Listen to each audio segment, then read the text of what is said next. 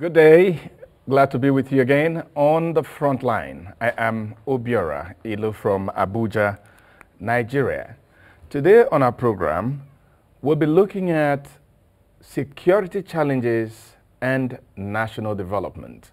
I have two security experts and a specialist in conflict resolution joining me for that discussion later on in the program.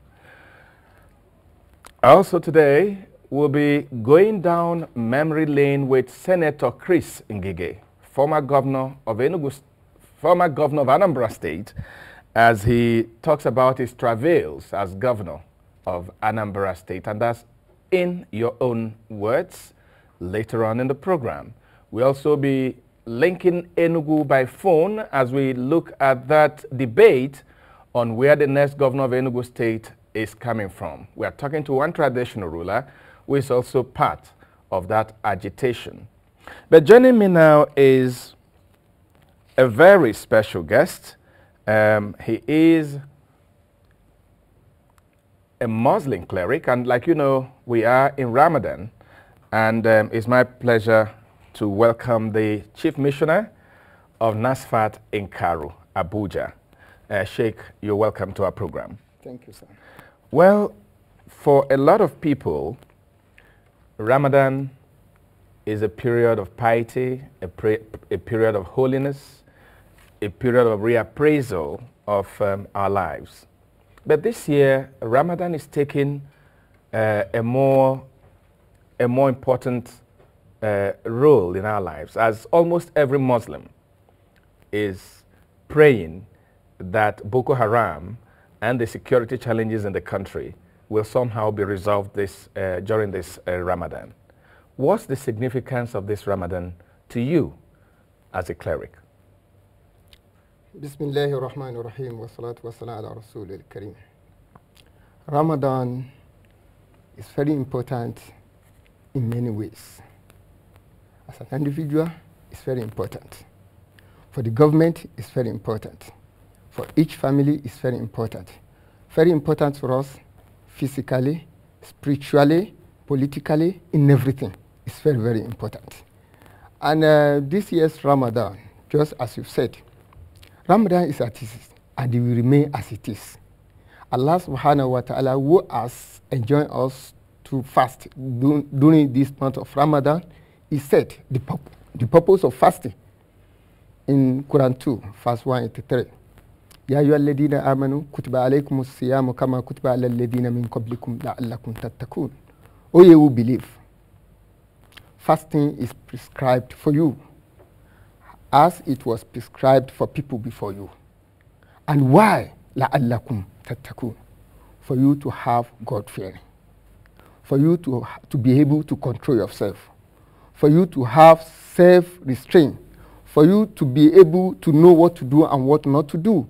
To be conscious of your rights and responsibilities. To do your rights, your responsibilities, and you should not ask more than your rights. This is what Ramadan teaches us. Teaches us to be disciplined.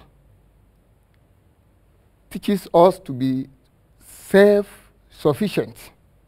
Teaches us to have sympathy and empathy for others. Teaches us to pardon others. Teaches us to forgive others. Teaches us to accommodate others, to tolerate others, to consider others, to even prefer others. The significance of Ramadan is beyond what one can even say in few minutes. Firstly, it makes one to be closer to his Creator, which is the first. When you are close to your Creator, you obey your Creator. You do what He has commanded you to do, and you refrain from what He has made forbidden for you from doing. And in obeying your Creator, you'll be serving the creatures. And in that aspect, you'll be serving the society. Okay, how do we make this year's Ramadan, play a part in national reconciliation? How can we make Muslims across the country understand that this might be the period for us to make amends, and be one country again? Nigeria has been one country, and Nigeria will remain one country. The problem we're having in this country, not problem of religion. No religion teaches violence. No religion says you should be killing. No religion says you should be destroying others. No religion even says you should be blackmailing others. Now, Ramadan has come for Muslims to assess themselves, for we Muslims to assess ourselves, and for everybody too to learn from Muslims. As Muslims are assessing themselves, others too will learn from it, so that we can all live together in peace. As Ramadan teaches us that we should feed others. You have food now, but you cannot eat. You have what you drink, but you cannot drink it. Your lovely wife is with you, but you cannot sleep with her. So now, as you are tasting hunger, when you see somebody beside you, even after Ramadan, either a Muslim or non-Muslim, you should help such a person. You should sympathize with whoever is in need or in problem. And whatever you can do to solve the problem, you should be able to do it and solve its problem. In this aspect, where I see you as my brother, you see me as your brother, and others too. We see ourselves as brothers and sisters. As the Creator did not make mistake to create us together and to make us to be living together in this country of ours. When we start to be killing ourselves, we cannot harm the Creator. We are just harming ourselves. We are destroying ourselves. We are creating panic for ourselves. But when we live together, the Creator himself will be happy with us. And that is what Quran teaches us. And that is what Ramadan is teaching us. And that is what we should imbibe from the lessons of Ramadan. Sheikh Ismail Abdul Kadir, Chief Missioner, Nasfat Karo, I want to thank you for coming on our program. Thank God. And we wish you the best of the Ramadan. Thank you so much. When we return, we'll be looking at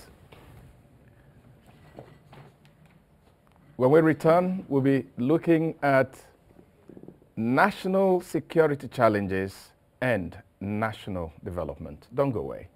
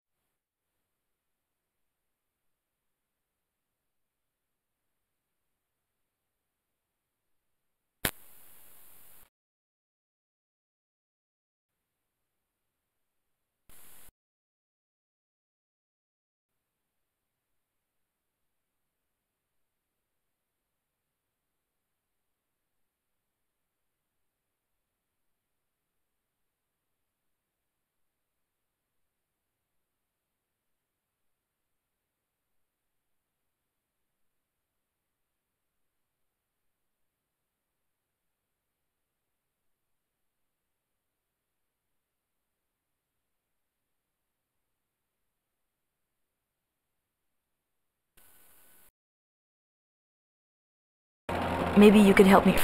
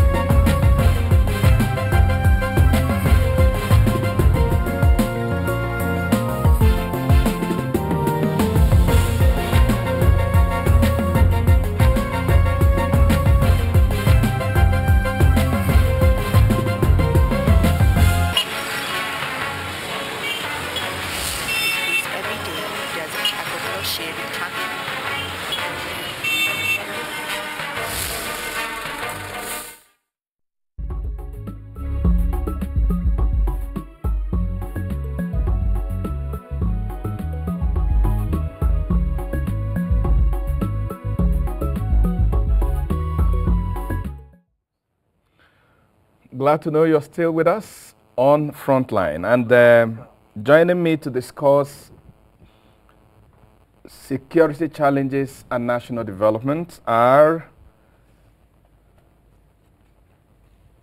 Ukaegbu Madukwe. Ukaegbu Madukwe is a criminology expert, but before now, he was Deputy Chief of Staff to the Governor of Abia State and at one time Special Advisor to the Governor of Abia State.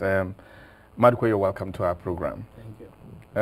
I also have Mba Ukoha, who is a conflict resolution expert, but is with the Conflict Resolution and Anti-Corruption Sensitization Initiative. Ukoha, you're welcome.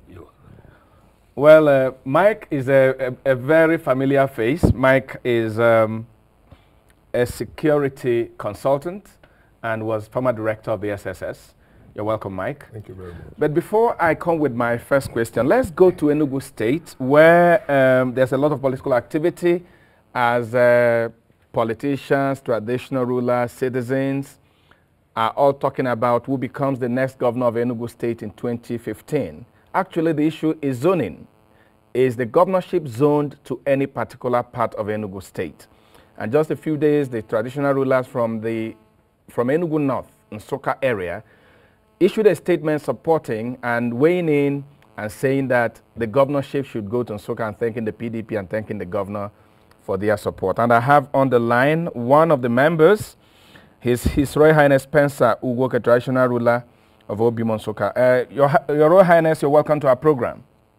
Thank you very much. Thank you. Yeah, Your Royal Highness, the traditional rulers are saying that the next governor should be from Nsukka. Why are they saying that?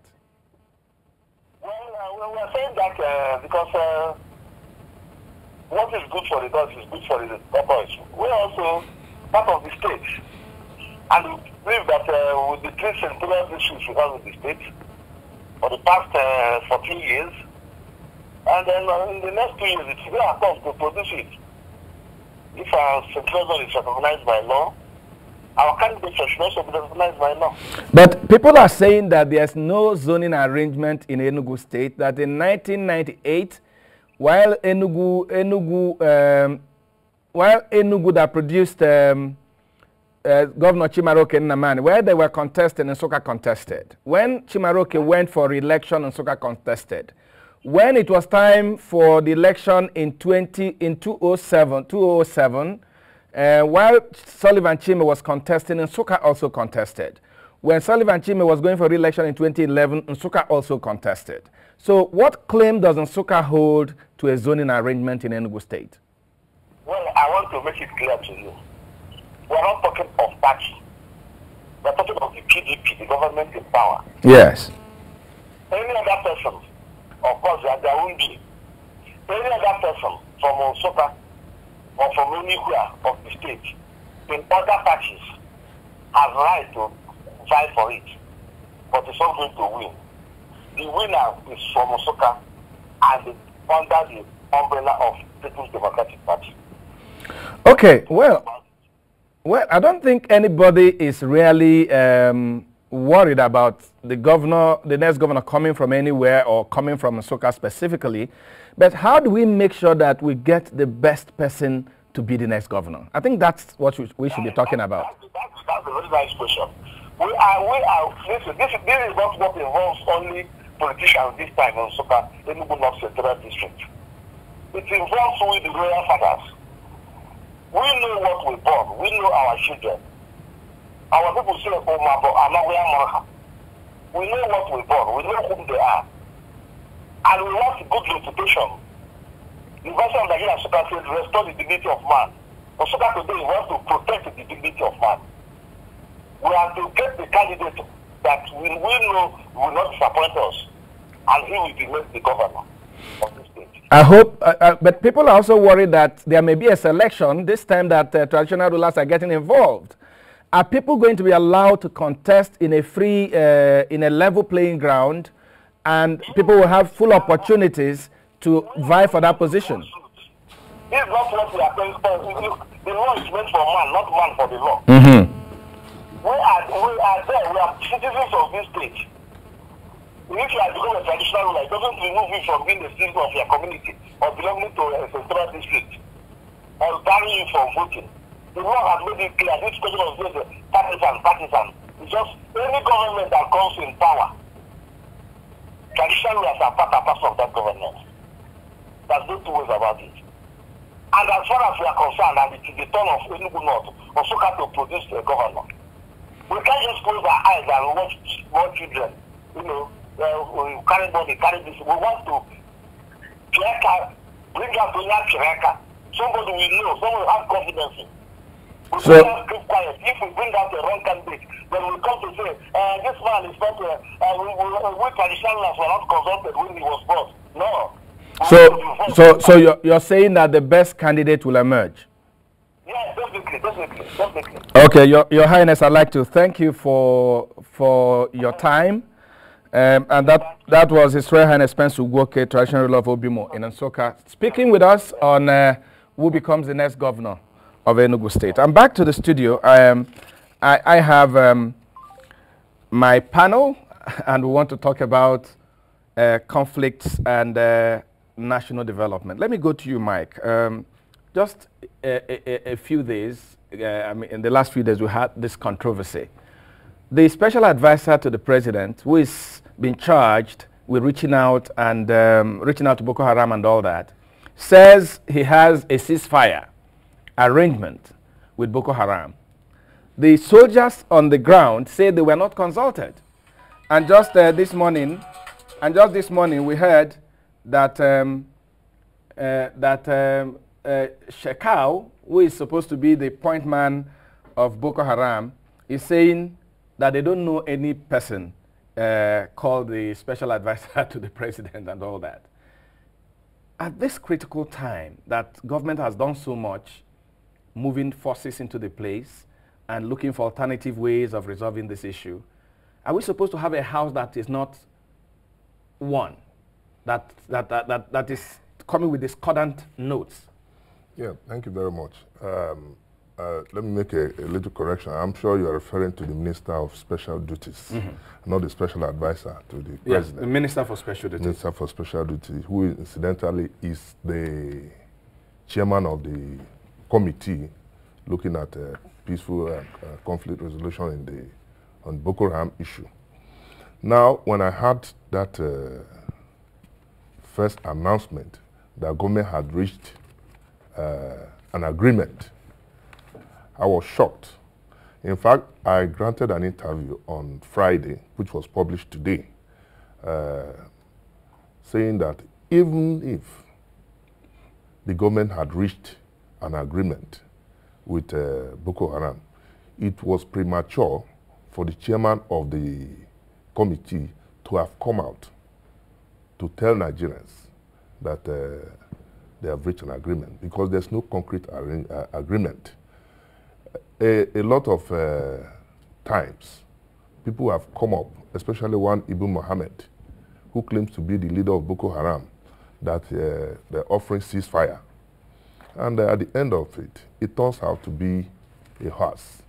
Now, the minister, who incidentally is the chairman, came out to tell Nigerians, just as he was making the announcement, a school was attacked in Yobe, killing innocent people. So how do you reconcile this fact that the government has reached an agreement?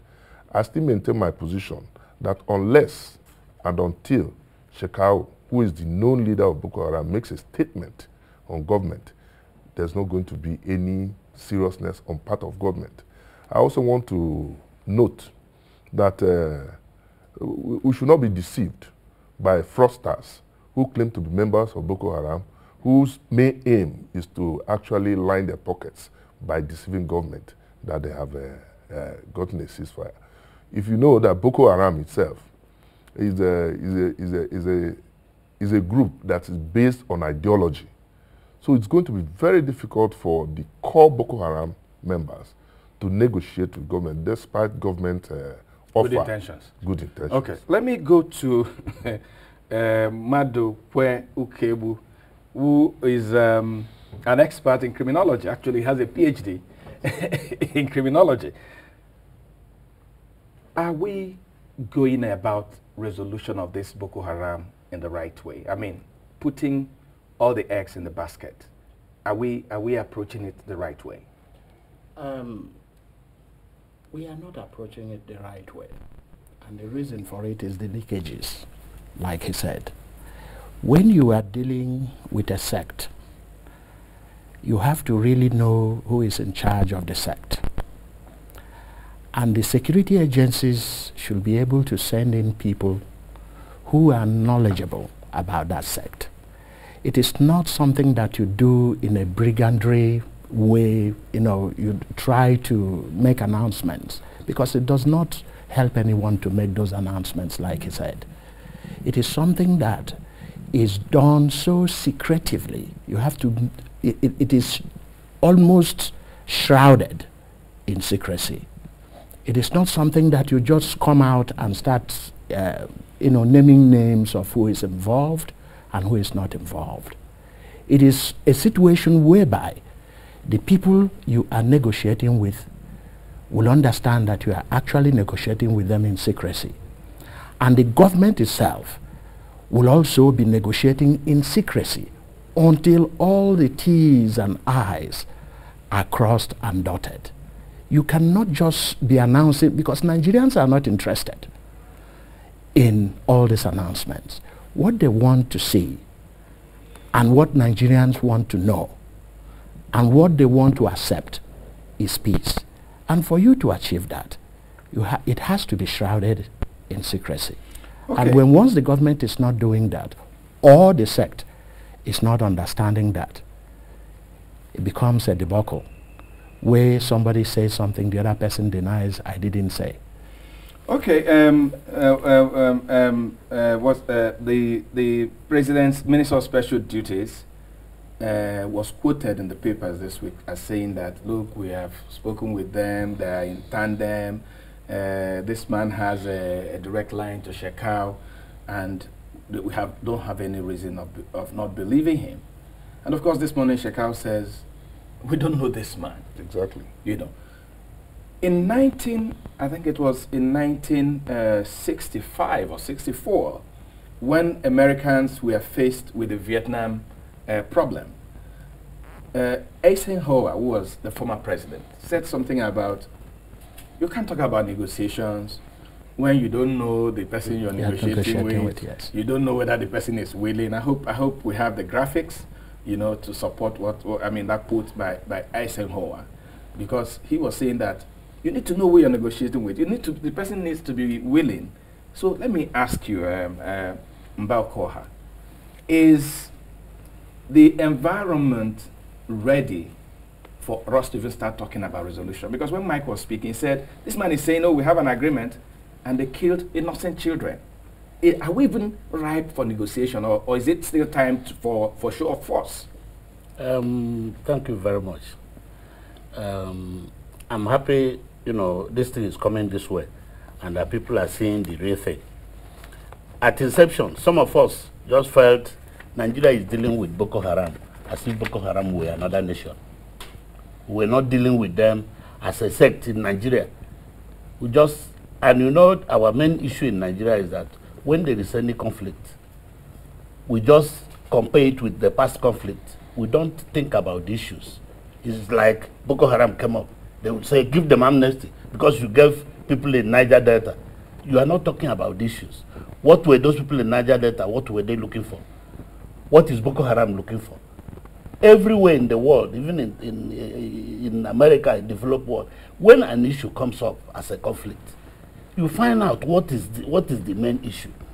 So it's not a situation where the government raise their hands up because they have given one side amnesty. So whether this one is ripe for amnesty or not, you start negotiating. This Boko Haram, the level they have gone to, is the only sect I have observed all over the world that you keep calling Shekaru, Shekaru. Not 1/3 of Nigerians have seen the face on the television. There is no way you deal with the leader of a sect that has even been, identified by America, Britain, everybody. Then in Nigeria here, how many of us know him? I don't know if my colleagues, they know him, but I have not seen him. And you come and tell us every day, if they give you a job and you feel that this job cannot be done or it's very hard for me, you tell the government, I cannot do this. But the issue of I must present something to them, since they want something to be presented, it's not sincere. It's not sincere. Because even the head of state, when he inaugurated them, made one statement, and it's very remarkable. Nigerians want you to perform wonder. You can't perform it. So the man is trying to do the wonder. It is the wonder. Mike, I'm going to ask you a very unfair question. Yeah. I'm going to ask you, and I want to apologize before I do. Do you think that Kabiru Turaki is qualified to be, given this kind of responsibility? Because when things like this happen, you need a man with a lot of history, a man that has a lot of sagacity, a man that, my friend will say, has some pedigree. Do you think that this shoe is not too big for Kabiru Turaki? Well, Kabiru Turaki is the Minister of the Federal Republic of Nigeria, duly appointed by Mr. President, screened by the Senate. So if anything had been, if he had been found wanting, I don't think he would have been appointed in the first place. So it is left for the appointer to assess his capabilities. I'm not in a position to assess his capabilities, whether he's competent or not competent. But at the same time, Nigerians too are watching to see how he goes about his duty, whether he's achieving results or not. And I think until the tenure comes to an end, Nigerians, and coming up with his report, Nigerians, not just the government that appointed him, will be in a position to say, well done for a good job. Madukwe, let me ask you. We've seen negotiations around the world. We've seen terrorists. We've seen bandits, call them whatever.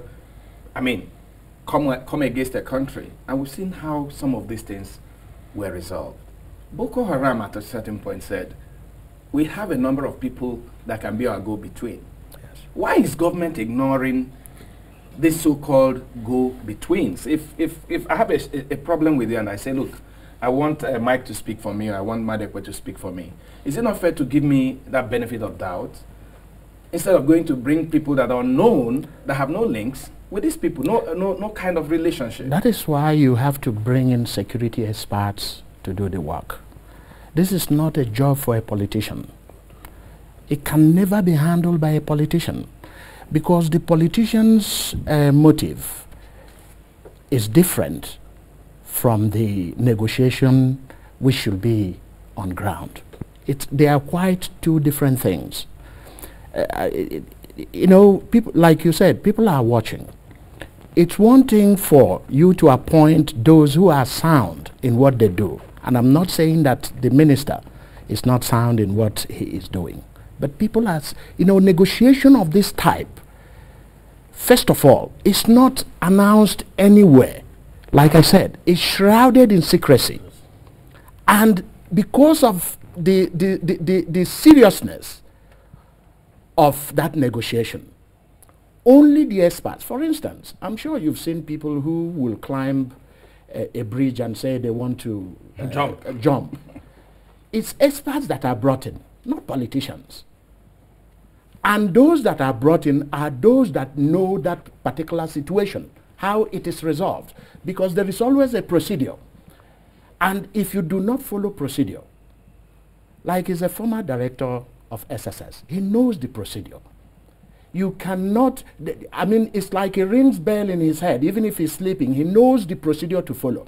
And if you do not, just like a gun, you have to load it, you have to close it, you have to follow that procedure, otherwise the gun will not go off. That's the same procedure that these negotiations usually will follow. Do you know, I had a guest on this program some months back who said that for a negotiation like this to happen with all the bad blood and what have you, that there's supposed to be a kind of mapping, a mapping of what the situation is, who and who has been hurt by Boko Haram, who has hurt Boko Haram, a kind of research to understand how to go before you even jump into the arena. let me ask finally. Now we have, punched holes in what is being done. Mba, let me ask you, how should we go now? Because we have less than 2 minutes. Okay, for me, I would have, I would think that government should call back this committee. Call back the committee. Set up committee of experts who will not make noise. That will include conflict specialists, negotiation specialists, yes, security people, and leave the politicians out of it. Leave the politicians out, because they are going to, they will just be talking to make sure that people hear them. Get these experts. Get ready for 2015. Get these experts. They will do the job. All over the world, that is what is done. You don't just pick somebody, say, go and do this, because you are doing it emotionally. No. We have to be real. Mike. I think we'll just have to note one point here. The Minister of Special Duty is not the chairman of that committee. The committee is made up of, I think I know, some retired military officers, security experts. So it's not just the issue of, but are they doing the same line? Are they the same page? He's the chairman. He's the administrative head. So he's not working alone. But with the statement he made that is generating a lot of controversy, because people don't have confidence that there is genuine commitment on negotiation between is he carrying the people along? Is it their general stand or his personal stand? So these are the issues that have to be clarified. Madukwe.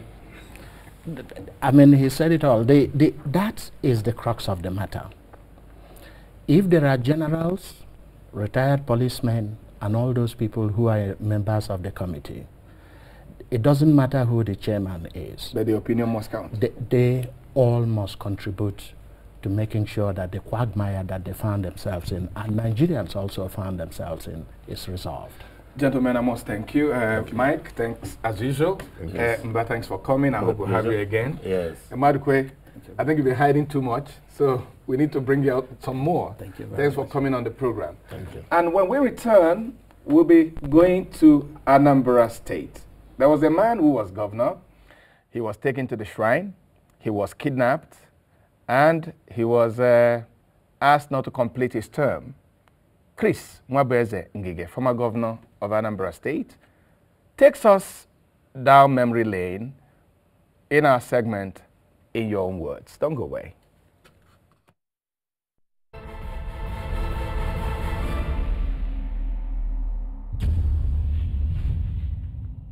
So even before my swearing in, the plot to get me out has started. And it started by, they are going to the president and asking him to ask the party chairman to change the nomination after INEC had closed the nomination. So when that one didn't succeed, they came to me and said that I should write letter that I'm no longer going to run for governorship on family grounds so that I can run for my Senate. I said, why? They said that, that they feel that I'm more interested in being a senator than being a governor. But I smelled rats. So I put out my investigative people, and they came back that Jumanzeribe and Okeode were telling him that I cannot be controlled. And the best thing is to dispense with me now, before it gets too late. That culminated in their bringing agreements to be signed on appointments of commissioners, appointment of special assistants, and appointment of even a cook and everything in government house. So I was disappointed. I was very disappointed. I told them they can appoint all their commissioners, but I will give the criteria for whoever is going to, for example, I said for whoever is going to be my commissioner for Justice and Attorney General, he must be a senior advocate of Nigeria, must be a silk. For Commissioner of Finance, he must be a chartered accountant. For Commissioner for Works, he must be an engineer or an architect, somebody who deals with building, measures. somebody who knows about construction. So did they agree to those criteria? They didn't say anything. That's where the problem started. I didn't know that the silence was ominous, that they didn't like it. Because they have their own candidates. I mean, those their candidates that didn't fit in. It was at last I knew that they didn't fit in. But they didn't tell me. So with that distrust going on at the time, they said apart from signing, approving that they will appoint commissioners and special assistants, that we shall not go to... When you say they, that's, of course, we know Crusoe, but who are the others? Of course, Uday was there. Nzeribe was there. Senator Bana was amongst them. And some other supporting people who come to them. You know, so, but these were the main persons. We decided to form a campaign inner caucus. So these were the members, including one Okechukwu Odunze. So this was the So even when you had signed the document that they can appoint commissioners, they wanted more?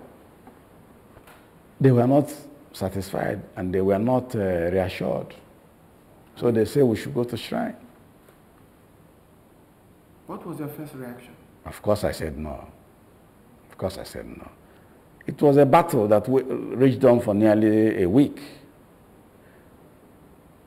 2 battles raged on for nearly a week. That one and the question of giving them a check, post-dated check for some quantum of money.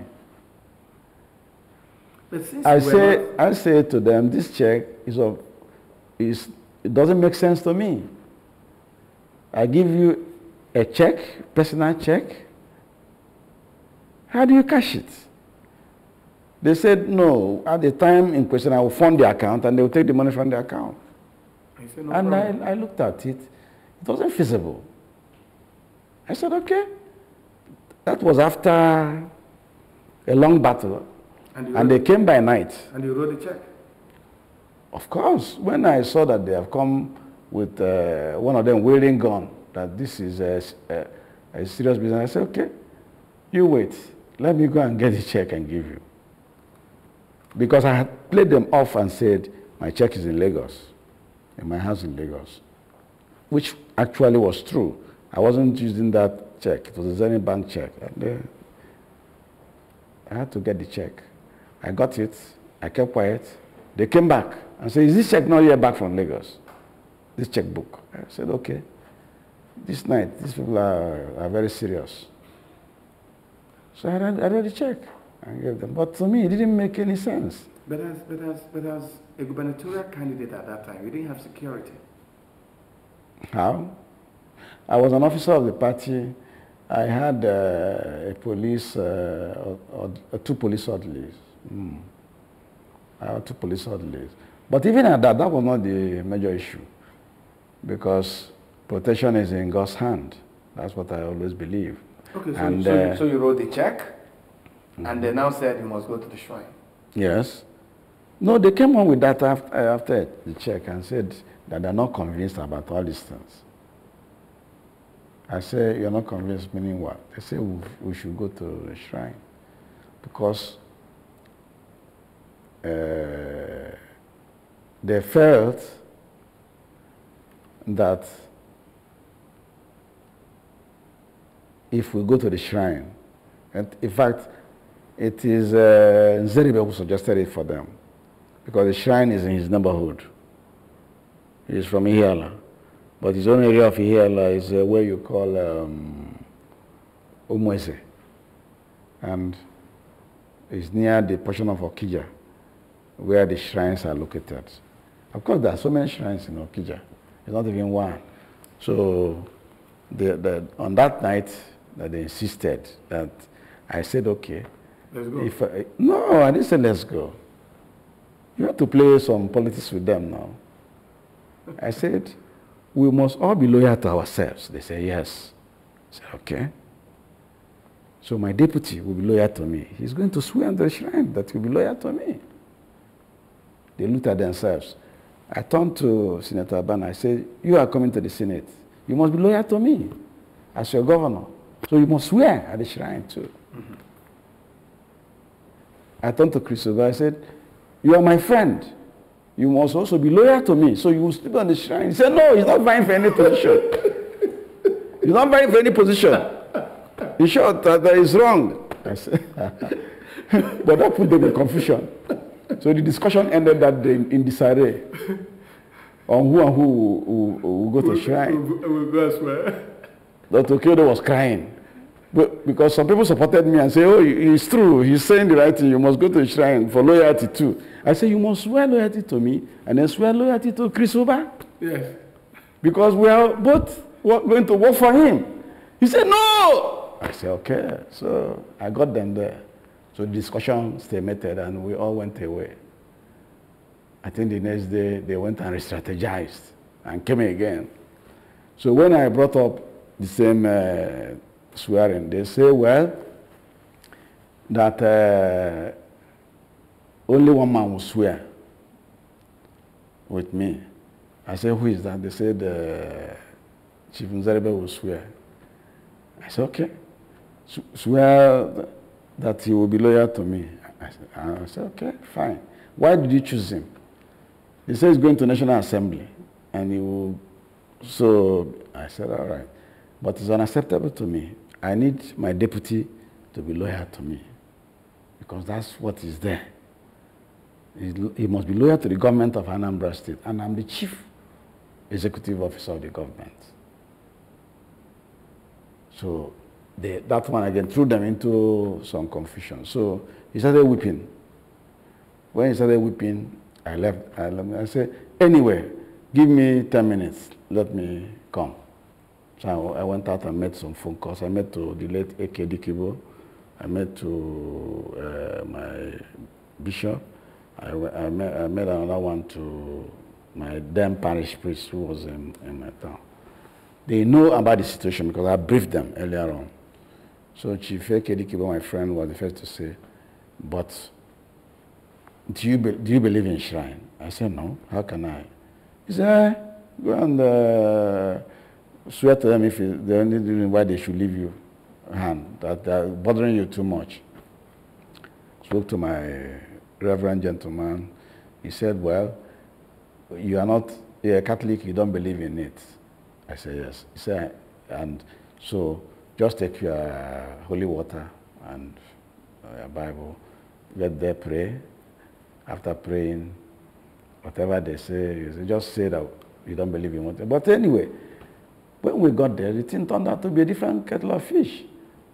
Because Chumanzorbe was going to swear, he was the one who was going to go to the shrine. And when he went to the shrine and said he has finished his own, he came. I said, Abana, who is going to the National Assembly, will swear with you, too. Because Abana was there. He went in unaccompanied? Unaccompanied. We didn't get down. All of us, we didn't get down. In fairness, they didn't get down. Even Chris Oba was in a house, in Chumanzeribe's house. So, did you get down from the car? No, I refused to get down. Because Chumanzeribe accosted Abana, and Abana said, you can do it for me.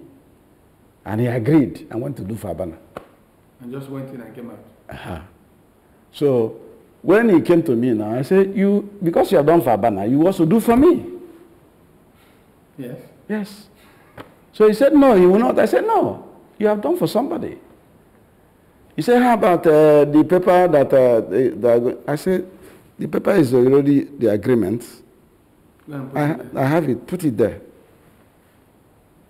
So because it was dead night and I think he himself was afraid, he didn't want to stay there for too long, he went and came back and said he had done for me, and we left. That's what happened.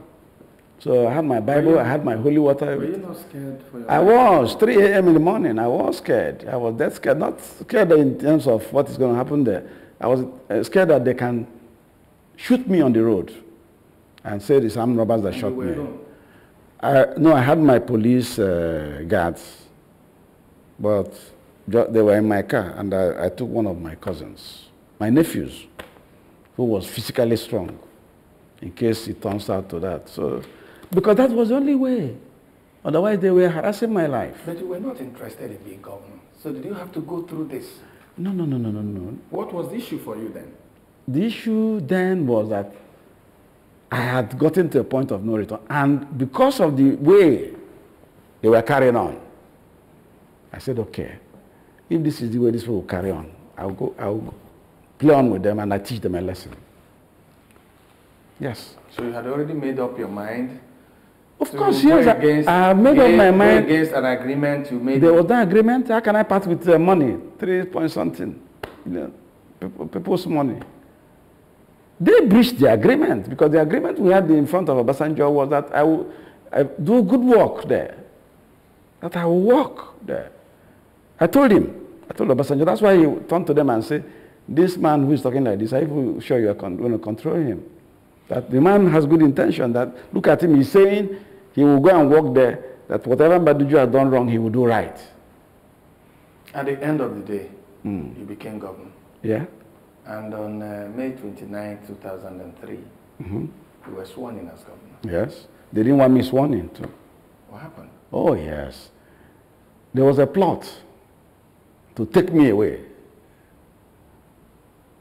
that morning of the election. And if you go to the Constitution... Morning of the swearing in. Morning of the swearing in. If you go to the Constitution of Federal Republic of Nigeria, I think section 182, that section deals with the absence of a governor, of an elected governor, on swearing in, or inability for the governor to be sworn in. That portion of the Constitution makes it clear that the person who ran with him for the election can be sworn in as governor.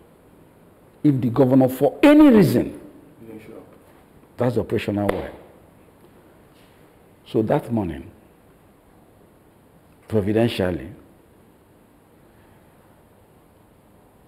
I was not to be present. But as fate will have it, I went to the handover ceremony with Dr. Mba Ukoha at the government house, and I went at the appointed time. The appointed time for it was 9 a.m. By 8:45, 8:45, I was with Dr. Mba Ukoha. And you didn't know about this plot? I didn't know about this plot. It was later that it started coming out. But certain strange things happened. My deputy came to the grounds for the swearing in with a Mercedes that had coat of arms. It was covered. I came with a 406. In my usual way, I don't care too much about things of life and things. I've ridden very good cars before. I bought them and I've ridden them in Lagos, and nothing new about cars will fascinate me. Not when I'm even going to a government position. So Mba Ukoha gave me a 406. I had my own private 406. My aides said, don't enter Mba Ukoha's 406, Oga, enter your old 406, let's go. And that's what I used to go to the ground. Are you with me? So after the handover, the deputy governor didn't come for his own handover with the deputy governor, Chief Chinedu Emeka. It was when we had finished and was trying to go out that he came and sat down for a while. We finished with Mba Ukoha. I asked him, have you finished with the deputy governor? And he said no, but that Chief Chris wants us to meet before we come to the convention for the swearing-in ground at Elese Square. And I said, for what? He said that he wants 3 of us to meet before that we should come together. I said, okay, fine. I don't want to be seen as not cooperating. So when we came out from the government house, our convoy was leading, the commissioner of police was there, the director SSS in the state was there, and so many other persons. Instead of branching into the Square, we went to the guest house at Udoka Estates. That was where I was to be kidnapped and drugged. The injection was ready. To put me to sleep. I would sleep for maybe 3 days because they had an anesthetic drug there. All this came out when they started their quarrel. All this information. No, later, much later. But these were things that happened, and I didn't have inkling. And some of the participants have come to me to confess. But how could they have done it with all the security men? That No. They didn't know that the security men would follow us. He was supposed to take me from my hotel, and we go there first, before any function. So he didn't come in time because he doesn't sleep in Oka. And the other participants, they held a late night meeting which ended at, I think, 4 a.m. The other participants overslept. So when we got to the guest house, I asked the security man about my friend Chris, is he there? And he said no. So we went on. But before then, the director SSS was blowing hot, telling the commissioner of police that we have breached security arrangement and protocol, that there's a vacuum in government, that Mba Ukoha has handed over to me, but I have not been sworn in. I wasn't sworn in there. That we should not waste any minute. So we did a U-turn and went to the square. And my deputy was sworn in. He was reluctant to go for the swearing in. He said we should wait for Chris Oba to come. I said, no. We're already here. And the people of Anambra State are here. Anyway, they swore him in first. And later on, before I was to be sworn in, Chris Oba came. And of course, they had no option than to follow me to the podium for the swearing in. And I was sworn in.